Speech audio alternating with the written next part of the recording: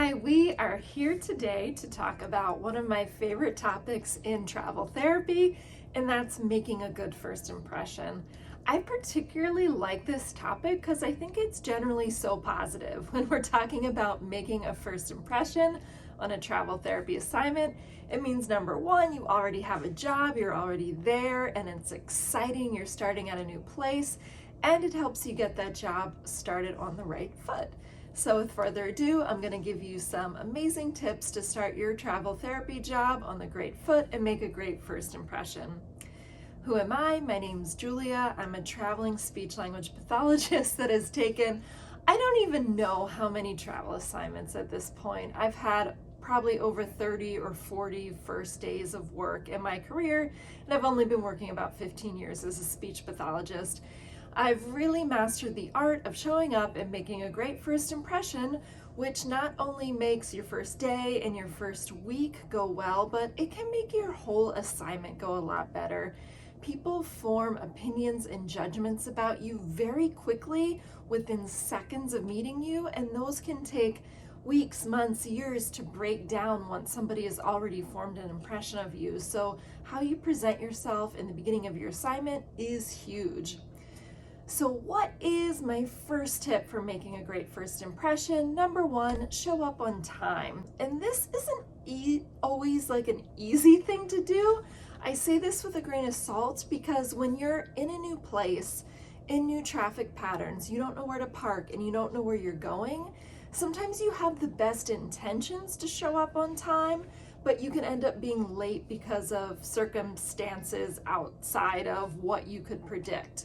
So I recommend, if possible, try to do a dry run of you actually driving to the facility, parking, and finding where your check-in point or your office might be. If that's not possible, maybe because you're starting Monday and you're only getting there on a Sunday or it's a weekend or whatnot, do the best you can over Google Maps or Apple Maps to try to figure things out. And just give yourself a lot of extra time. When in doubt, you can always arrive there early, sit in your car, relax for a minute, or even relax in the lobby for a minute. It's always better to be early than to be stressed out and running in late, or maybe having to be calling your supervisor, having them wondering where you are. Just give yourself extra time to get to your job that first day.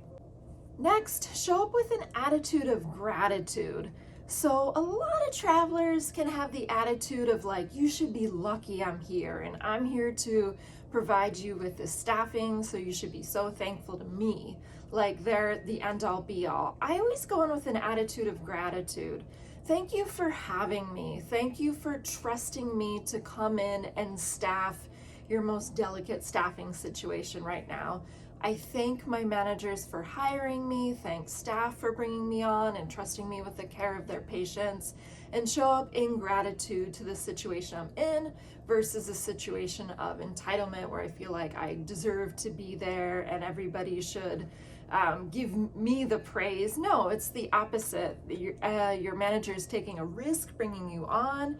You're coming into a potentially sticky situation where it could be, be very busy or whatever they need a traveler. I always show up with an attitude of gratitude, and that's really helped me form good, meaningful connections at the facilities I've been to. Next, be ready to work. As travelers, you show up and get very little on-the-job orientation. You're often expected to see patients in your first day or first 2 days or first week of the assignment, and not just a couple, but maybe be up to full caseload by the end of your first week. Show up, be ready to work. Don't be complaining about given work. Remember, you're there to work. So try not to complain or, limit any complaints, and show up ready to work and see a full caseload. Next thing I recommend is, especially that first day and first week, do a lot of observations. Try to talk less and listen more and look more, meaning you're taking in what's going on in your assignment. You're observing how things are done, you're listening to people, you're hearing the directions they're giving you versus you talking about like yourself so much or your past assignments. You're taking in everything that you're being trained to and orientation, and you're listening a lot more, talking a lot less, bring up questions as you have them, but that first week especially, I don't like to be so vocal. I like to listen more and talk more when I feel like I need to clarify something versus always talking or always interrupting the person trying to orient me. And finally, this is totally up to your own discretion, but consider bringing a token of appreciation to your assignment, meaning a gift. So wherever you're coming from, perhaps buy something like a specialized snack from that area, cookies, pie, or just anything. We all know people in healthcare, we love getting gifts. People often forget about us, they don't give us anything. So consider bringing a gift of some sort, whether it's chocolates, cookies, candy, coffee, to your assignment, leaving it in the break room with a note that says, again, attitude of gratitude, hi from the new traveler, Julia, thanks for having me, I'm excited to be here. Not only will people appreciate the gift, but it also gives them a reason to talk to you. So I noticed when I started leaving gifts in the break room and just kind of walking away, leaving it as I check into an assignment, people will notice me as the new person on the unit and then have a reason to come up to me and say, are you Julia? Are you new traveler? Thanks for the gift. So again, it gets conversation going and we're talking about something very, minimal in price, like coffee, donuts, cookie, candy, whatever you want to bring. But it's something to say, thanks for having me, attitude of gratitude, and introduce you to the staff on the unit, which is cool too. So those are some of my hot tips to make a great first impression on your travel therapy assignment. Please let me know if this has helped you. If you want more content on travel therapy and being an SLP in general, please subscribe to my channel.